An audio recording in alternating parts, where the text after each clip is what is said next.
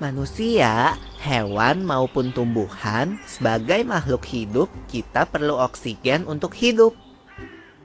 Waktu bernafas, kita mempunyai organ-organ yang bekerja sama dan membentuk sistem organ yang bekerja mengatur oksigen yang ada di lingkungan hidup sampai pada setiap sel yang kita butuhkan. Oksigen ini tidak tersedia di dalam tubuh makhluk hidup. Kita mendapatkan oksigen dari lingkungan sekitar kita. Bernafas artinya kegiatan menghirup atau memasukkan oksigen dari lingkungan hidup dan mengeluarkan karbon dioksida dan uap air melalui alat pernafasan kita. Lula, kamu tahu enggak kalau alat pernafasan kita terdiri atas hidung, pangkal tenggorok atau laring, batang tenggorok atau trakea, cabang batang tenggorok atau bronkus, dan paru-paru. Iya, Pipo. Melalui lubang hidung, udara mendapatkan jalan keluar dan masuk ke dalam tubuh kita. Tapi, selain itu, udara juga dapat keluar masuk melalui mulut loh. Namun, jika kita bernafas menggunakan hidung, akan lebih baik loh, Pipo.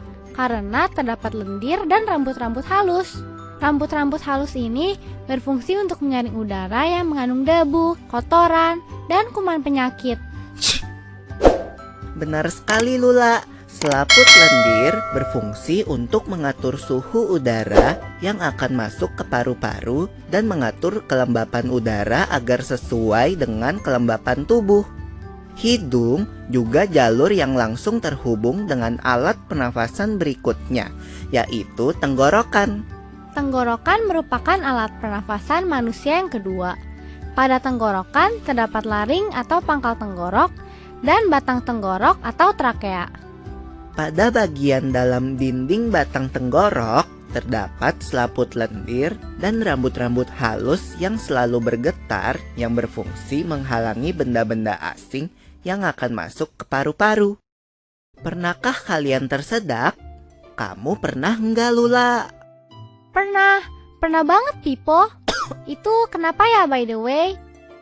Tersedak merupakan gerak refleks untuk mengeluarkan kembali benda atau makanan yang masuk ke saluran pernafasan. Oh, aku tahu. Gerak refleks adalah gerak cepat dan otomatis yang menanggapi rangsangan dari luar organ, kan? Iya, Lula. Kemudian pangkal tenggorok yang disebut juga laring menghubungkan hidung dengan batang tenggorok atau yang biasa disebut trakea. Pada ujung trakea terdapat bronkus, yaitu percabangan yang menghubungkan trakea dengan paru-paru kiri dan kanan. Paru-paru terletaknya di dalam rongga dada, kan, Pipo? Jika kita menghirup udara, maka udara masuk ke paru-paru. Lalu kemana lagi ya? Melalui bronkus menuju cabang dari bronkus yang disebut bronkiolus dan berujung pada gelembung paru-paru yang juga disebut dengan alveolus. Pada alveolus ini kan yang terdapat pembuluh darah, di mana terjadi pertukaran gas oksigen dengan karbon dioksida.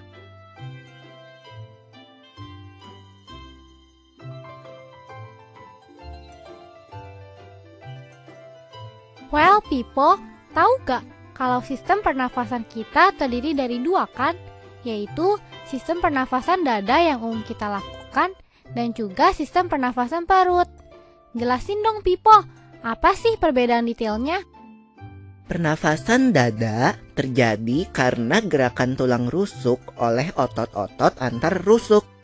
Pengambilan udara terjadi saat otot antar rusuk berkontraksi atau mengerut, sehingga tulang rusuk terangkat ke atas menyebabkan rongga dada dan paru-paru membesar.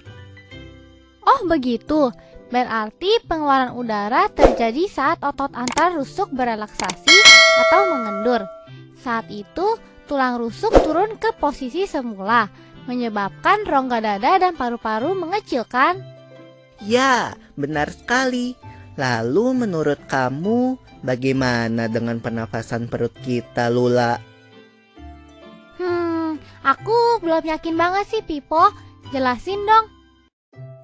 Pernafasan perut terjadi karena gerakan otot diafragma, yaitu sekat yang membatasi antara rongga dada dan rongga perut. Pengambilan udara terjadi saat otot diafragma berkontraksi. Posisi diafragma mendatar menyebabkan rongga dada dan paru-paru membesar. Berarti pengeluaran udara terjadi saat otot diafragma berelaksasi. Posisi diafragma melengkung ke atas, lalu menyebabkan rongga dada dan paru-paru mengecil. You're right, Lula. Lalu, gimana kalau kita sesak nafas karena banyak asap?